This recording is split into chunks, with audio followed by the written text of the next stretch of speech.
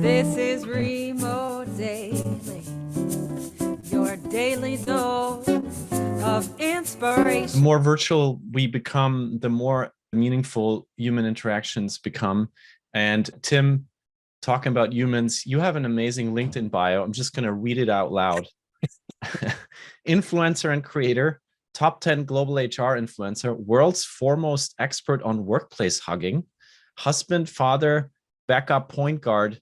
And then a quote, I'm just like my country. I'm young, scrappy, and hungry, and I'm not throwing away my shot. Hamilton. Which sounds a little bit like a Broadway musical that has had some sort of fame here in New York City. Are you a Hamilton fan? Oh my gosh. I think I've seen Hamilton live 6 times now. I just love it. And I was a kid that grew up on like old school hip hop. And so like, I love everything hip hop. And so and I actually love musical theater. But that was the first time that the hip hop and musical theater for me really came together, where I was like, oh my gosh, this is the most amazing thing I have ever witnessed. It is. And the backup point guard also raised some questions from Jade here in the chat. What is that all about? So I love playing basketball, but I'm a short white guy that's not very athletic. So I always tease people that when I play like with my city rec team, like I'm not even good enough to start on that team. Like I'm the backup point guard on that team, but I still love it. So again, it's about having passion for something, and no matter how you get involved, you get involved. And the workplace hugging certainly got out of fashion in the pandemic, but how do you approach that these days? That's totally was a blog post that I wrote now going on, I think 7 or 8 years ago, that blew up overnight, and like millions of people, had read it. And I got invited to the radio morning zoo shows. And they'd be like, hey, we got Tim Sackett on the line. He's the world's foremost expert on workplace hugging. Like, Tim, what's going on? Why are all these people hugging at work? I don't want to hug. Don't give me a hug. And it literally came from an experience I had at a conference where I went out to dinner with a person that actually at the end of the night ended up like kissing me, like having too many cocktails. I went to go give them a hug goodbye, and they actually kissed me right on the mouth. And I said, there should be rules about this. I went back to my hotel room and actually wrote the rules, not about kissing, because then I would have burned that relationship. It was all about like hugging in the workplace. And it was all kind of done in fun, but then it blew up and went completely viral. And so then I became this world's kind of hugging expert. And then Me Too happened, and now I became the creepy white guy on stage talking about hugging at work. So like, it's all relative, you got your 15 minutes and then the world shuts you down. So. Wow. Okay. So talking about 15 minutes, I saw a post from you the other day. I am actually going to screen share it because I was sitting there looking at this post and I was like, why do I not know anything about any of this? So the LinkedIn post that we can look at here now reads, I'm meeting with an enterprise team in the coming weeks, and we're looking at their stack, which means HR tech. And I'll be introducing them to these companies in no particular order. And then you're shooting off. I think this is maybe like 3 dozens of companies. You're adding a nice little visual on the bottom with the logos. Like, I mean, what is going on here? Why do you know all these companies, and how can you introduce them to a team within one meeting? Well, this is because they have a unique circumstance, right? So the team that I was working with had a very particular problem that they needed to solve. And all of these technologies, potentially, there's pieces of these technologies that solve parts of the problem they have. What we find is the average technology stack around like talent acquisition or HR usually has anywhere from 15 to 25 pieces of technology that are all kind of bundled together, to kind of solve the problem. And it's a misnomer that we like work with one thing. It's usually lots of things, that kind of make it, an enterprise organization work well. I started this about probably 5 or 6 years ago, where I started demoing technology. And the first year I did 1 a month, wrote about it on my blog. The next year I did 1 a week, so 52, and wrote about it on my blog. Then the next year, I think I did around 150, and I still maintain probably doing 150 to 200 demos in briefings on an annualized basis. So again, I'm a technology nerd. I love the technology. I'm a fan of all of it. I don't write specifically about each one now because the request became so much that's all that blog would be, is just writing about technology. And I like to write about way more than just that kind of stuff. Is there one company you want to just shout out for us? I mean, of course, this is asking the impossible, but maybe there is one that you saw recently where you're like, I think they're onto something that is going to become very, very relevant, and not a lot of people see it yet, and they're doing it. Well, no, and I'll even tie it back to this AI conversation that we're having, because I think everything is moving to AI. And there's a young female entrepreneur out of Idaho starting a company called VETT.io. And she actually started the Uber for like phone screening interviews. So think about how most candidates, you guys just had your job event yesterday. Like, think about how your candidates will apply for a job, and most candidates will come back and say, it's a black hole, I never heard a thing. She has a service that will, the moment that you apply, you can actually interview with a live person for that job. And so immediate interaction with a real person, being able to sell your personality, your skill sets, and then get in front of the line for that job. Whereas most candidates that apply now never hear a thing. She's offering up this service for companies to say, hey, what if every single candidate that applied to you got a personalized real life experience? And to me, I think that is so powerful in today's world, where we end up talking with chatbots and we end up emailing, and we never get a chance to talk to a real person. So I'm really excited about, that kind of technology. I'm as puzzled as Linda, who is asking in the chat, how in the world is this actually going to work? It's just like Uber, right? When Uber started, it was like, hey, we have people that have cars that are willing to take people for drives for money. This is the same kind of thing. Instead, it's jobs. So you have companies that have all these jobs and candidates that are applying. And then you have people, gig workers, who are like, oh, I'm a retired school teacher, or I'm maybe somebody with a disability that's hard to go work in a normal world, but I could actually work out of my house with a laptop and a microphone, and I can interview people all day. And so she has all of these gig workers who basically can sit on the platform, and all of a sudden it will bing and it'll come up. And every job has a script to it, right? So for the most part, this is low skill, no skill jobs, because it's usually a 5 to 7 minute kind of screen. But when you hear, like she shared audio with me, when you hear the surprise and joy in the candidate's voice, like they were just like, 2 minutes ago, I was applying for this job and I'm already talking to somebody live.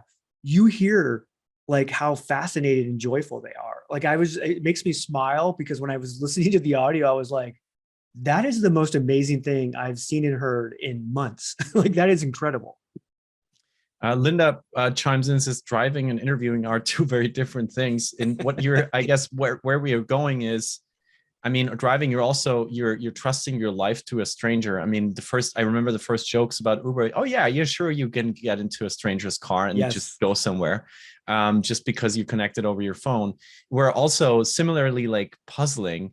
But you're saying this first screening can be it can be scripted in a way that this actually can be the future, because it doesn't need an expert. It just needs someone who is a real human and not a robot, and is empathetic and can listen well enough to analyze the very, very superficial first information from this person.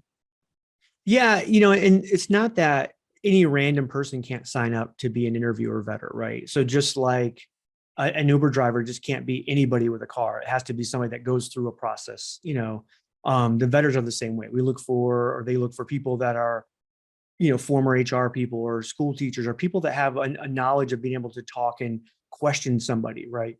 And so they actually get interviewed for the jobs to be an interviewer. And then, if you were, those are chosen.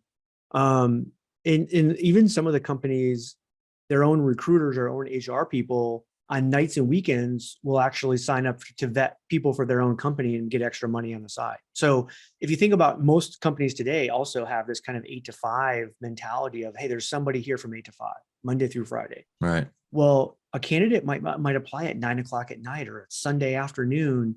Who is it there to pay attention to them at that time? So this is a 24/7, 365. Just like you can call an Uber anytime of day, night, weekend. This is very similar in that context. It's mind blown. And one last question around this, which is also from Linda, who's an HR expert herself, is these interviews would happen for low skill jobs, or are we talking mid-level management and higher as well? Yeah, right now it's low skill, no skill, because the actual length of time for one of these is usually around 5 to 7 minutes. And again, the company scripts, the questions they want to ask and Got it. all of that. So down the road, if you have, I mean, just like you have Uber Black now, and Uber X started with Uber X, and now you have Uber Black. Right. I think this company will get to a point where they go, hey, wait a minute, we actually have some interviewers who are amazing and they can do a professional interview, and let's give them the script and we'll pay them a little bit more to do it. And you'll get that kind of Uber Black experience. Fascinating. Yeah. Well, thank you. And let's dive into AI. I think you call yourself an amateur ChatGPT prompt engineer. So I think that's what many of us are aiming to be right now. What was the last thing you prompted? What was the last thing you put in ChatGPT yourself? Oh my gosh, it was just, I have it up almost always on, one of my windows. And today I was actually doing an experiment that I did on 3.5. I wanted to redo it on 4 and see what it was. And it's a very HR-ish kind of thing. And it's talking about the concept of gender. If you ask AI or you ask ChatGPT, how many genders are there in the world? It actually comes back in 3.5, it came back with a really thoughtful response. Like, this is a very complex subject. You have trans and LGBTQ, and this is a very human kind of thing, this concept of gender, this construct of gender. And I was like, okay. But then I went one step further and I said, well, how many genders does a dog have? Well, biological science will tell us that a dog has a male and female gender. Is a dog a mammal? Yes. Is a human a mammal? Yes. Well, how many genders does a human have? Now, the logic tree of AI should have come back and said, biological science will tell us, right? But it didn't. It came back again with this very thoughtful response. But it didn't say anything about biological science, which I thought was somewhat unique, which told me somebody on OpenAI is actually kind of forcing this political kind of answer, right? It doesn't matter, regardless of what side, in politics you're on. This is a very kind of controversial kind of topic in politics. Yeah, talking about the most difficult things you could ask a chatbot. This is definitely one of them. And we have, of course, the backlash. We have the JP Morgans and we have the large communities organizations. And Rashad just brought it up. We also have the first country now that has banned ChatGPT. Italy, it came out just a few hours ago. Thank you, Rashad, for pointing us to that. And I always think about what John put in the chat earlier, the genie's out the bottle. So if you ban it, you're just making it harder for people to discuss it and try it out and feel and see the errors that it has. But this might just be me. I mean, what do you say to people who say, I'm pro banning? I don't want this to be in my life and in my organization and even in my country. This is the banning of gun argument we have in the US. Do guns kill people or do people kill people? This is going to be the same argument we have with AI and ChatGPT. To me, the toothpaste is already out of the tube. Super hard to put it back in. I know, like Liz shared the open letter that about pausing, this kind of great experiment around AI. The problem is I just don't think geopolitically that will happen in the US, because what you're doing then is allowing China, Russia, other countries to catch up. Right now, the US has a really big advantage and a head start on this generative AI, while countries like Italy and maybe other countries will say, hey, we're not doing this. That's fine. The fear is that they will be left behind in a really big way. And so I don't see that happening. I don't see this pause happening. I do think we have to be, and I think the government will have to get involved and be very concerned around how this is used. I'm not as nervous in HR, because what I think will be used in HR is conversational AI that has very specific guardrails and bumpers. Generative AI, I don't think will be used as much, because the one thing you can't have in AI from a legal standpoint is you could never have an AI give an answer to an employee that you have no idea what that answer will be, because generative is going to give an answer and you can't control that answer.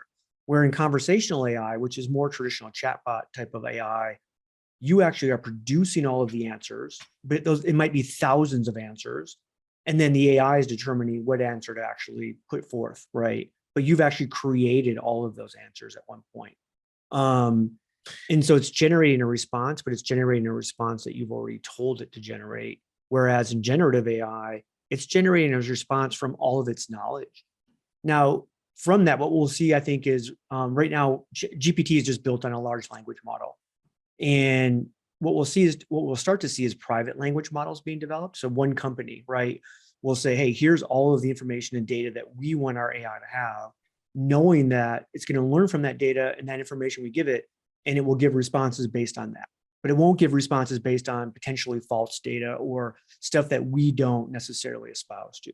And I guess this is already happening because now that ChatGPT is part of the Office suite by Microsoft, all the companies that are using Office are basically already feeding this model. It's in some way, shape, or form, aren't they? Yeah, there's going to have to be controls and filters that are going to be put in place, and that's why I think, again, going back to that open letter about the pause was, hey, every one of these language models you have to give a lot of time to actually learn. And then all for us to audit and understand, what is it learning? How is it learning? One of the things that came out of this HR conference I was at in Transform was a lot of HR people want to go, well, Tim, I read this thing, AI is racist. And you want to go, well, that's not how AI works. AI is like a little tiny baby that you told it it's okay to shoot people. And you kept telling it was okay to shoot people, and it grew up and shot somebody. And you're like, oh my gosh, the guns. And you're like, no, you taught it that it was okay to shoot people. AI is a baby that's learning. If you tell it and teach it bad things, potentially it's going to say and do bad things. And so I always like to tell people, it's not the AI that's racist. It's machine learning. It's learning what you're giving it. So what you're doing is giving away that you're racist, right? Because all it's learning is what you're telling it and what you're giving it.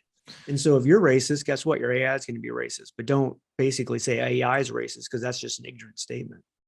And we see this, of course, also in the image generating AI, where people put in prompts like, show me the CEO of a company. It's all white men. Show you a white man. Yeah. Yes. Because again, that's what it's learning, right? A femtech company, or a company in I think it was Jackson, Mississippi, which is the highest rate of female-led companies in the country. Still, you see the male CEO there. So it is learning from our failures and mirroring them. And I was thinking about putting you on the spot, and we haven't discussed this, but I was thinking maybe we can do a quick fire round, because what I'm really trying to get to is like what you said about HR. There is so many tools now out there. I think OpenAI published a list the other day with like hundreds of new tools that have just been published over the last couple of weeks. And I would just like to go with you through in a little fire round through like one question, one answer from you, one example, how AI is going to change XYZ in HR. Is that okay with you? Yeah, let's try it. All right. So how is AI going to change recruiting? One example from you. One of the biggest examples, again, it comes into the response of a candidate. At the professional side, right now, you get this auto-generated email that is very non-specific, and it feels like spam. Generative AI will know your profile. It'll know the job. It might even know more information from you from the internet, and it will come back and actually give you a really personalized response and thanking you for applying and maybe giving you some other feedback. It might even mention, your school that you went to, or the current company, or the last company you went to, or whatever that might be. And so that's just a really easy way that's somewhat safeguarded, or somewhat, has guardrails on it to be able to respond to candidates in a really robust, personalized way. How is AI going to change onboarding? One example from you. Yeah. Part of this is the trouble we have with onboarding is people start day one and there's so much stress. You don't know where the bathroom is. You don't know where to park. You don't know if you're going to be taking to lunch. You don't know all of these things. And so again, I think what we'll see with AI is much more communication and prompting around expectations, around what they should expect, about what they will experience. And then also throughout the process, catching somebody that's early into those first few days of work, that's kind of feeling like maybe I made a wrong decision. How do we get in front of that and get to that person quickly and find out, what we're doing wrong or what we're doing right? Wow. How is AI going to change performance reviews? One example from you. I think a few ways. I think one would be understanding the data of the person. So like, let's say Felix, like you're a high level performer. All of the data around your job and your measures shows that you're a high performer. And yet you have this boss that maybe just doesn't connect with you personally, doesn't maybe like your personality, or there's something about, maybe they feel challenged by you, right? And so their verbiage and what they write about you doesn't match the data that says this person's doing a really good job. And I think there would be some prompting around, hey, wait a minute, you're saying this, but the Mhm. result is actually this. Or what we see on the other side is sometimes we have people who are very average, and then we have managers that are saying, Felix, you did a great job on this. And like, well, slow down on the grade. Okay. Maybe the grade is a 5 and then Felix is a 3. Maybe we have to figure out a better way to prompt and message this person to actually let them know that, hey, you're doing the job, but here's some things that you can actually do way better, and be more real around that. So I think there's a lot of prompting of language and how and things. And a lot of times we have managers that also are really bad at trying to develop language around a performance. And they're not giving, people will go, well, you had your performance review. What'd they say? And they said I did good. And you're like, what does that mean? And so really trying to give them some robust feedback that makes sense. How is AI going to change firing, laying people off? What do you think? One example from you. My hope is, again, that it will be really data driven around, are we terminating people for the right reasons? So often, like when you see the layoffs, we've all seen these layoffs recently.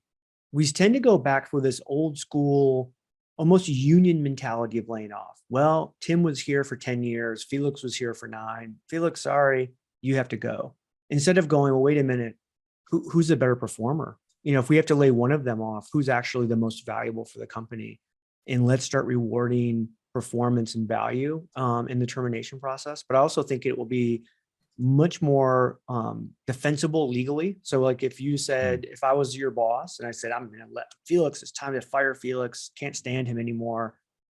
And we're probably going to end up in less lawsuits because AI would go, no, you can't fire Felix. You don't have any documentation there. His performance is good. Like there's nothing there. And you're going to get us into a lawsuit if you do this. And so I think there'll be some defense, kind of mechanisms in there. Wow. How's outsourcing going to change? You have an example for that? It's interesting. I think part of like we have to think about what we outsource right now. And in a lot of companies, we're outsourcing parts of recruiting. We're outsourcing sometimes, payroll, we're outsourcing legal things. I think the technology potentially will make it much easier for us to insource. The reason we outsource is because we don't feel like we can maintain the level of expertise that we need in-house. And if GPT or these large language models actually give us better access to being, staying up to date on that expertise, I think outsourcing, in some aspects will struggle to maintain some of those relationships because it's going to be so much easier. Now, what you will see is even a higher level of outsourcing where they're really embracing technology and AI and using it to even higher level, where if you're going to outsource, you're going to outsource to some really, really kind of super experts, from that standpoint. Lastly, I want to come back to the bias against, diversity that AI has shown, because you have actually said that you think AI will decrease that bias. And we already went through like the motions of this is a very complex topic because it's in the end, it's always going to mirror what we put in there or what we have put in there in the past, because it's not even using real-time data of right now. It's maybe using the one from last year. Yeah. So when you think about in the future, how is it gonna help? Like, how is it gonna help us decrease bias? I was speaking with an AI professor from Stanford in the last couple of weeks who said, he made this comment. So it's not, I didn't say it, he said it, which was, anytime you add any part of a human into a process, you increase bias in that process. Anytime you add AI into a process, you decrease bias in that process. And partly because we now can audit and measure bias within an AI algorithm in process. I can't measure the bias in my hiring manager, Jim. Jim's going to be biased. He's going to have unconscious bias. And there's no way for me to know what that bias is or when it's going to come to the surface. Where in AI, I actually can, on a minute by minute, second by second basis, measure bias and understand what that bias might be. And so when you can do that, you actually can reduce bias.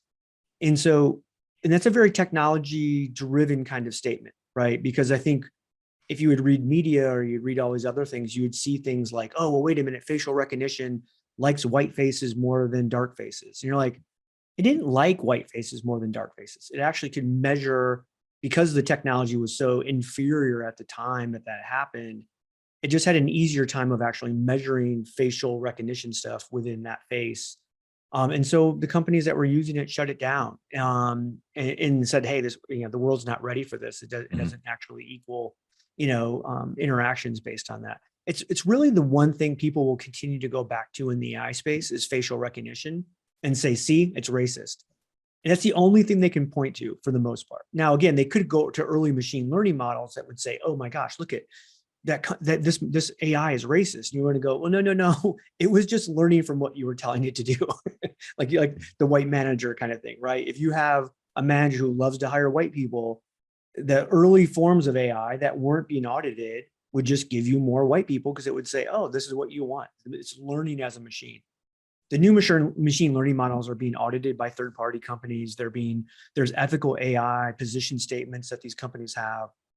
It's a completely different world and it's moving very fast. So again, I'm less concerned with my AI being biased than I am with my humans being biased, because I can control one, I can't control the other.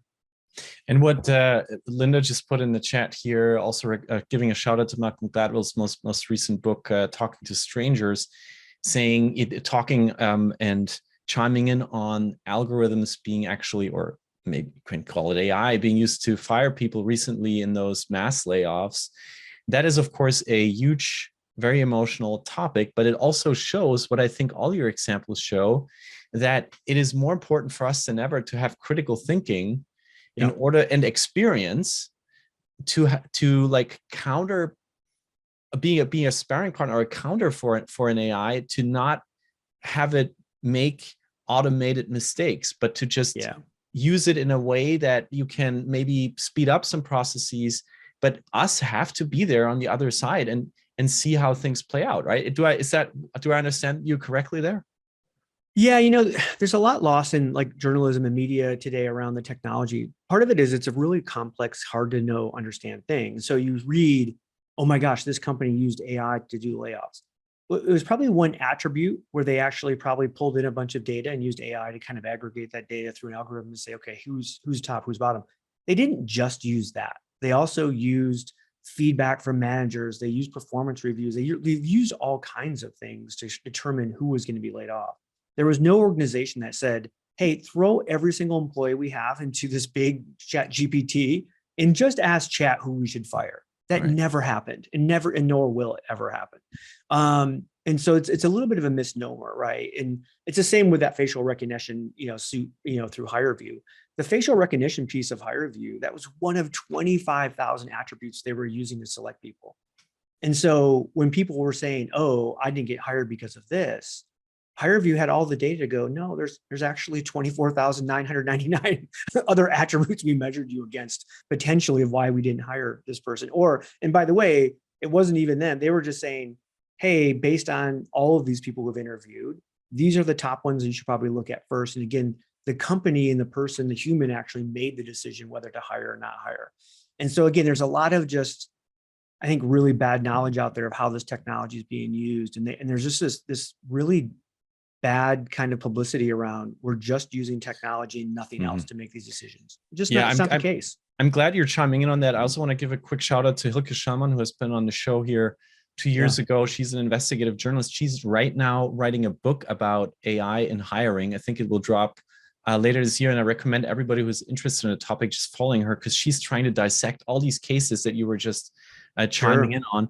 But you know what, Tim, actually, like also talking to peers about this, it makes me a little more confident about being like a little older, like kind of mid-aged person, because I feel like we have a chance with all our experience going through this to actually be here and take on these new tools and embrace them, but also bring in all the experience into critical thinking that we have had growing up without the technology, and helping maybe the younger generation who is coming in already being in front of the tools from day one to help figure this out. Is that a fair, positive statement that you could let sit here in this room? No, I truly believe that. Like, even the advent of this prompt engineering title, right? I think it's not an engineer. It's really somebody who is great at critical thinking and being curious and questioning. I mean, there's companies that are going to be hiring and paying a lot of money for the, I mean, it's the one, also the one I think disregard. So like, like we take a look at when we started in the wonderful musicians that you have, kind of creating some live music. We think that AI is going to replace, but the reality is AI is just going to regurgitate more of whatever is out there.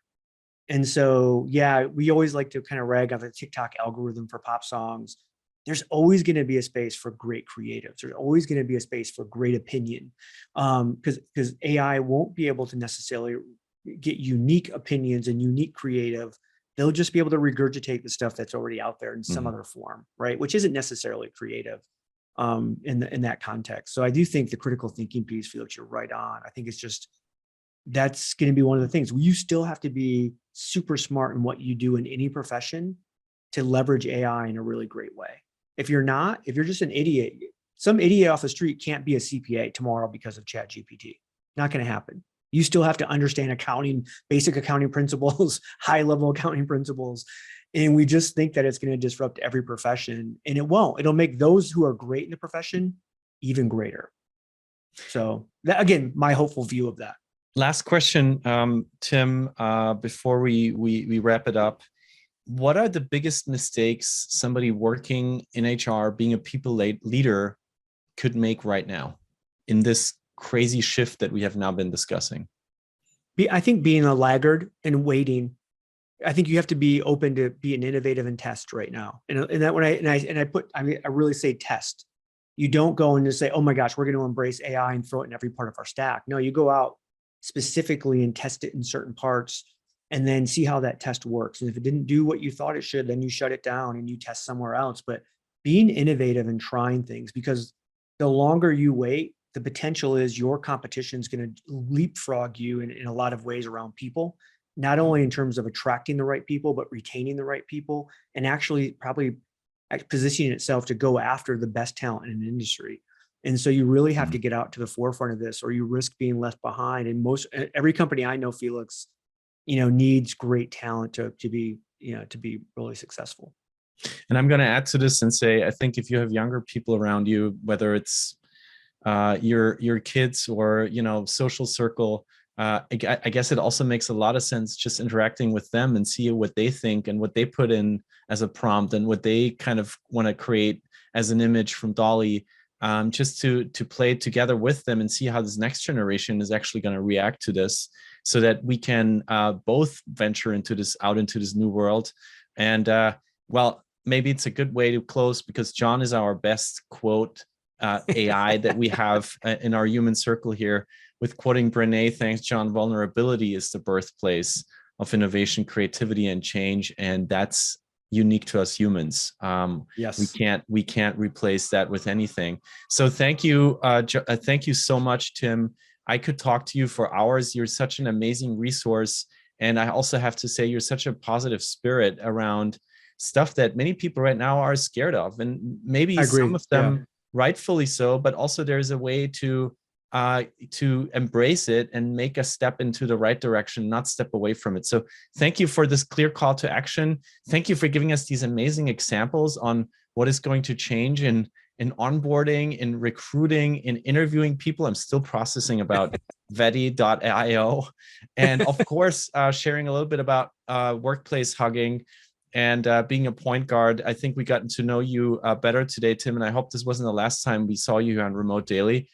And Tim, last question before we offer our final song of the week. How can we support you? Really just reach out. If you guys have questions on LinkedIn, please connect with me there. I always tell people I have pretty good SEO. So timsackett.com, Tim Sackett on the Google. It's me. There's a truck driver chaplain named Tim Sackett. I'm not that guy, but it would be amazing if I was the same guy. Truck driver chaplain on the weekends and then AI guy during the week, but I'm not. I stole all of his SEO. He probably, if I ever meet him, he's probably not going to like me very much. Yes, I highly recommend it. timsackett.com is the website. On LinkedIn, you find Tim and his truck doppelganger under Tim Sackett, and of course, Twitter at Tim Sackett, and Instagram under the same handle. Tim, we always hand the mic over one last time to our guest, because we talked about a lot of things today, but maybe there's something we completely forgot maybe there's an announcement you want to make. Your final 30 seconds on Remote Daily. What would you like to share with us? No, I think I shared everything. I think, again, I tell people all the time, like, to embrace technology, even if you don't know it. I started off thinking I was dumb about technology, and all I did was demo. And they taught me the technology, and I demoed and demoed, and now I get invited all over the world to speak about technology. So, challenge yourself to go out and demo something new. Thank you, Tim. Thanks everyone for joining today. Bye-bye. Remote Daily.